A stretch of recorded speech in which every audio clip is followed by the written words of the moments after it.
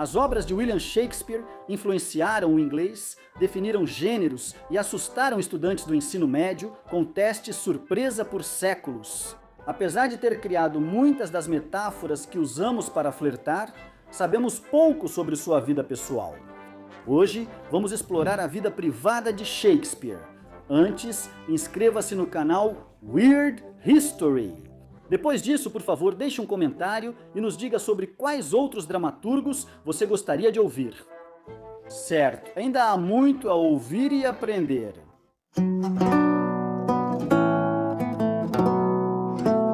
Sabemos pouco sobre Shakespeare, muito menos do que sobre celebridades de reality shows da Bravo. Os elisabetanos não se importavam com a vida privada dos dramaturgos, vendo-os apenas como conteúdo. Doentes recebiam, escreviam diálogos e todos continuavam suas vidas cheias de piolhos. A maioria das informações sobre William Shakespeare vem de documentos pouco interessantes, como registros de impostos, processos judiciais e uma vez como testemunha em uma disputa entre perucoeiros. Apesar de ser o escritor mais famoso da história, ele era plebeu e ninguém registrou fatos interessantes na época. William Shakespeare usava um gibão que era realmente estiloso. O que sabemos é que ele nasceu em 1564 em Stratford-upon-Avon. Ele foi batizado em 26 de abril. Seus pais eram João Shakespeare, fabricante de luvas, e Maria Arden, de família rica. Casou-se jovem, teve sucesso e comprou propriedades. Ele morreu em 23 de abril de 1616 e foi enterrado na Igreja da Santíssima Trindade com um epitáfio ameaçando quem mexesse em seus ossos. É isso. Vamos ao que interessa. Shakespeare era casado com Anne Hathaway. Não é aquela Anne Hathaway, senão as redes sociais iriam à loucura. Anne Hathaway, esposa de Shakespeare, tinha 26 anos, considerada velha para padrões elisabetanos. Shakespeare tinha 18 anos. Eles se casaram às pressas após obter licença especial em 27 de novembro de 1582. 6 meses depois, nasceu a filha Susana. Isso foi o equivalente a postar bebê surpresa no Facebook e desativar os comentários. Desde então, as pessoas especulam que esse foi um casamento forçado. Se for verdade, é bom saber que a humanidade sempre entrou em pânico com bebês chegando em momentos suspeitos. Enfim, 3 anos depois, Anne teve os gêmeos Hamnet e Judith. Logo após, Shakespeare saiu da cidade. Ele se mudou para Londres para seguir carreira no teatro e só voltou para casa em tempo integral por volta de 1611. Se você não quiser fazer as contas, isso dá uns 25 anos mais ou menos. Naturalmente, historiadores discutiram isso com a seriedade de fofoqueiros medievais. Por que ele foi embora? Ele buscava fama, dinheiro, oportunidade ou evitava responsabilidades domésticas? Alguns estudiosos dizem que a distância indica falta de amor por Anne. Outros dizem que ele estava apenas fazendo o que muitos atores faziam, morando onde havia trabalho, visitando a casa periodicamente e tentando não pegar a peste. O maior drama do casamento de Shakespeare foi a segunda melhor cama em seu testamento, deixada para Anne. Só uma coisa eu deixo para minha esposa: minha segunda melhor cama com os móveis, só isso. Nem dinheiro, nem propriedades, só a segunda melhor cama. Roteiristas de comédia ao longo dos séculos enlouqueceram com isso, porque isso é a mais fria e mesquinha ofensa conjugal da história inglesa, ou então um gesto sentimental. Porque a segunda melhor cama era a cama do casal, e a melhor cama era reservada para os convidados, os historiadores discordam. Para deixar mais interessante, os primeiros rascunhos do testamento nem citavam Anne. Pode ser algo revelador ou só fruto de alguém que escrevia testamentos como peças e revisava em cima da hora.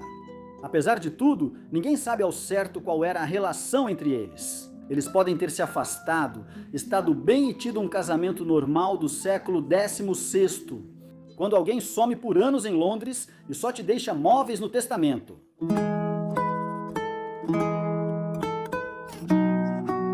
Hamnet, com Anne, foi o único filho de Shakespeare e morreu aos 11 anos. Hamnet Um dos gêmeos, nascido em 1585, tinha um nome intercambiável com Hamlet na época. Hamlet morreu em 1596 sem causa conhecida. A mortalidade infantil era alta, mas perder o único filho seria devastador, mesmo para os padrões elisabetanos, já que herdeiros eram essenciais, e Shakespeare, já bem-sucedido, não tinha homem para herdar seu nome. Assim, as pessoas se voltaram para Hamlet, peça sobre a morte de um jovem, tristeza profunda e um complexo de culpa e perda entre pai e filho. E pensaram, será que é uma obra-prima emocional sobre seu filho morto? Talvez tenha havido antes uma peça chamada O.U.R. Hamlet, de autor desconhecido. Se Shakespeare escreveu essa versão, nomeou um personagem Hamlet quando seu filho Hamnet ainda vivia, indicando que os nomes não eram simbólicos. Se ele não escreveu o U.R. Hamlet, então Shakespeare adaptou a peça de outro autor, reescreveu após a morte de Hamnet e criou a maior reflexão sobre luto da literatura inglesa, tornando tudo mais autobiográfico. Alguns veem luto parental no texto, outros acham que isso é só projeção emocionalmente satisfatória. Outros destacam que Shakespeare também criou comédias nesse período, mostrando que o luto não impediu sua escrita.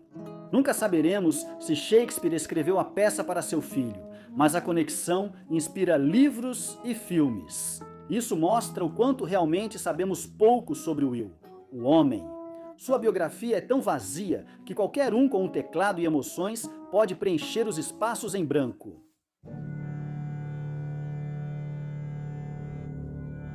Entre 1585, nascimento dos gêmeos, e 1592, quando Shakespeare é citado como dramaturgo, ele desaparece.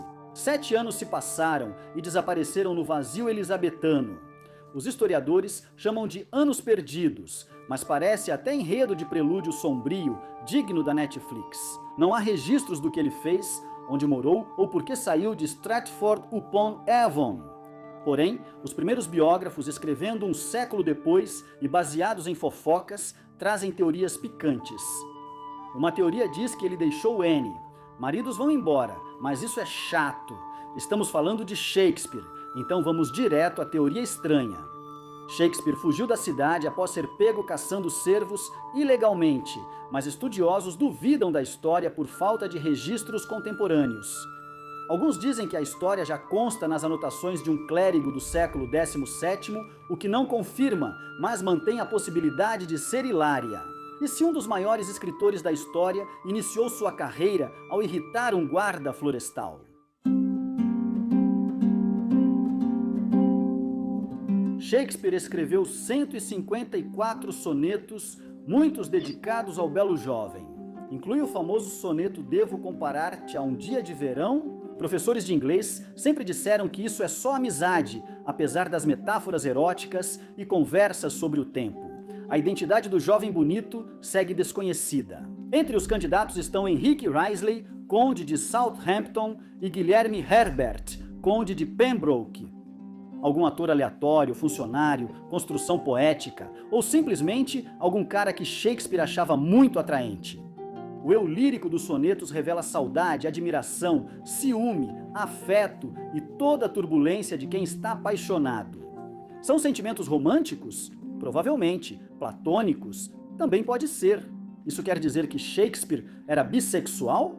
Talvez. Até hoje, pessoas queer enfrentam dificuldades para se aceitar devido ao julgamento da sociedade. Sonetos podem expressar sentimentos, ser fictícios ou ambos. Elisabetanos viam amizade, afeto e sexualidade de forma diferente. As amizades masculinas eram frequentemente extremamente íntimas, tanto emocionalmente quanto verbalmente, de maneiras que leitores modernos podem interpretar mal. O homem escreveu 150 versos, dizendo que a beleza do amigo faz o sol parecer comum.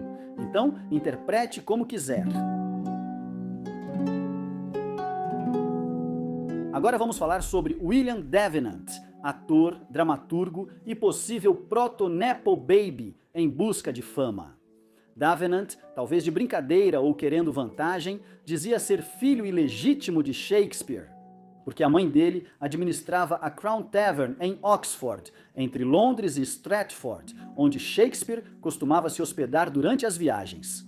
Davenant era afilhado de Shakespeare, o que aumentou o boato. É aquela coisa, ele disse, talvez seja verdade. Antigas declarações. Ninguém refutou isso, nem afirmou ser o pai biológico de Davenant. Não sabemos se é verdade e nunca saberemos. Não temos nada além de fofocas, coincidências e o fato de Davenant ter alimentado o boato. Porque, sejamos honestos, você não faria o mesmo. Isso faria de Shakespeare alguém que escreveu obras-primas e influenciou a literatura por décadas.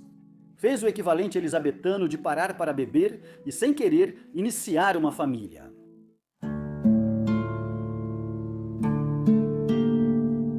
Shakespeare morreu em 23 de abril de 1616, possivelmente em seu 52 ou aniversário, mas não há confirmação da data de nascimento. Ele assinou um testamento revisado um mês antes de morrer, afirmando estar em perfeita saúde. Um colega escritor disse que ele morreu de repente, 50 anos atrás. Um vigário de Stratford disse que Shakespeare saiu para beber com Ben Jonson e Michael Drayton, ficou bêbado, pegou febre e morreu. Se for verdade, isso faria de Shakespeare um dos maiores casos de festa finalista da história. Ou talvez ele simplesmente tenha morrido. As pessoas em 1616 morriam o tempo todo de qualquer coisa. Ferimentos leves, água ruim, olhar para a lua de forma errada. Provavelmente nunca saberemos. A vida de Shakespeare é como um quebra-cabeça, onde metade das peças está faltando e as que restam são, em sua maioria, formulários de impostos. Muitas décadas são desconhecidas e até o que pensamos saber pode ser só fanfic histórica. Isso faz parte da emoção. Ele é o escritor mais famoso de todos, praticamente o pé grande da literatura. Só restam rumores, pegadas e esboços, o que é incrível. Se William Shakespeare fosse famoso, perderia sua aura mítica. Assim, temos o melhor dos dois mundos. Homem que criou obras-primas inesquecíveis, mas deixou a vida em branco. Que historiadores debatam camas secundárias e caça ilegal por 500 anos, como provavelmente gostaria um dos maiores contadores de histórias do mundo. Então, o que você acha e qual é a sua peça favorita de Shakespeare? Conte pra gente nos comentários abaixo e aproveite para conferir alguns desses outros vídeos da Weird History.